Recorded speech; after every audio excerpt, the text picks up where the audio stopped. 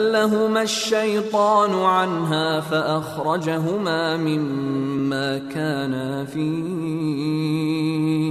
وقلنا اهبطوا بعضكم لبعض عدو وَلَكُمْ فِي الْأَرْضِ مُسْتَقَرٌّ وَمَتَاعٌ إِلَىٰ حِينٍ۔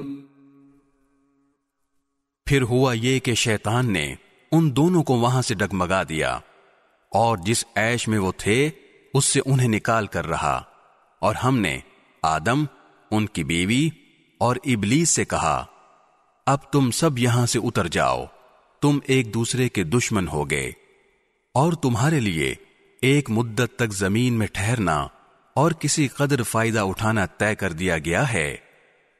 فَتَلَقَّى آدَمُ مِن رَّبِّهِ كَلِمَاتٍ فَتَابَ عَلَيْهِ إِنَّهُ هُوَ التَّوَّابُ الرَّحِيمُ۔ پھر آدم نے اپنے پروردگار سے توبہ کے کچھ الفاظ سیکھ لیے جن کے ذریعے انہوں نے توبہ مانگی، چنانچہ اللہ نے ان کی توبہ قبول کر لی، بے شک وہ بہت معاف کرنے والا بڑا مہربان ہے۔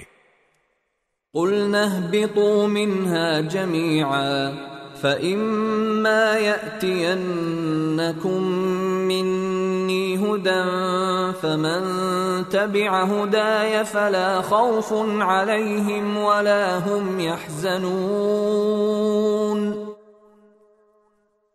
ہم نے کہا اب تم سب یہاں سے اتر جاؤ، پھر اگر میری طرف سے کوئی ہدایت تمہیں پہنچے تو جو لوگ میری ہدایت کی پیروی کریں گے ان کو نہ کوئی خوف ہوگا اور نہ وہ کسی غم میں مبتلا ہوں گے۔